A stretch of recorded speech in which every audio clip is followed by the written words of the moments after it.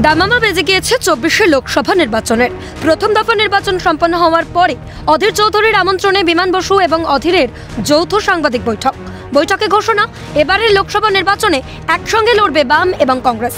তাদের মধ্যে নির্বাচনী বোঝাপড়া হয়েছে, সে কারণেই এমন যৌথ সিদ্ধান্ত বাম এবং কংগ্রেসের। পশ্চিমবঙ্গে এবার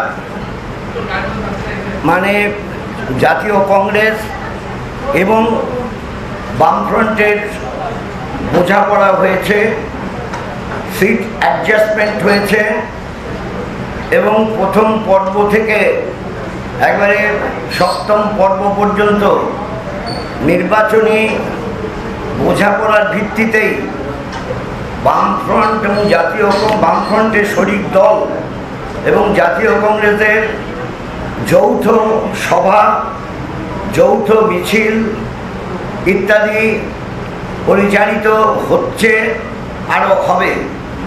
যৌথভাবে বাম কংগ্রেসের উদ্দেশ্য রাজ্য থেকে তৃণমূলকে এবং কেন্দ্র থেকে বিজেপিকে উৎখাত করা। মূলত রাজ্যে বাম কংগ্রেস বেশি আসন পেলে তাসের ঘরের মতো ভেঙে পড়বে তৃণমূল, এমনটাই জানান অধীর। জাতীয় নির্বাচন কমিশনের প্রতি আস্থা রেখে তার মন্তব্য, এবারের ভোট রাজ্যের কেন্দ্রীয় বাহিনী দিয়ে হচ্ছে না, হচ্ছে কেন্দ্রের কেন্দ্রীয় বাহিনী দিয়ে। পশ্চিমবঙ্গে একটিও বুথ লুট না হতে দেওয়ার বার্তা অধীরের গলায়। পশ্চিমবঙ্গে একটা বুথ আমরা লুট হতে দেব না। আমরা এই নির্বাচনটা রাজ্যের নির্বাচন কমিশনের অধীনে করছি না, আমরা এই নির্বাচন কেন্দ্রের নির্বাচন কমিশনের অধীনে করছি।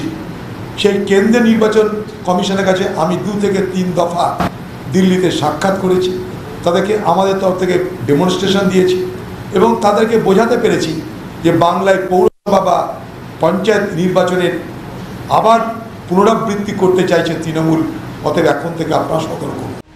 জোট হয়েছে অতীতেও, 21শের বিধানসভা নির্বাচনে বাম কংগ্রেসের জোট দেখেছিল রাজ্য। এবারের লোকসভা নির্বাচনেও নির্বাচনী সমঝোতা কংগ্রেস এবং বামের। অবশেষে ভোটের ফল কি হয়, 4 জুন মিলবে তার উত্তর। ক্যামেরায় সঞ্জীব চক্রবর্তীর সঙ্গে অভিরূপা হাজরার রিপোর্ট, ক্যালকাটা নিউজ।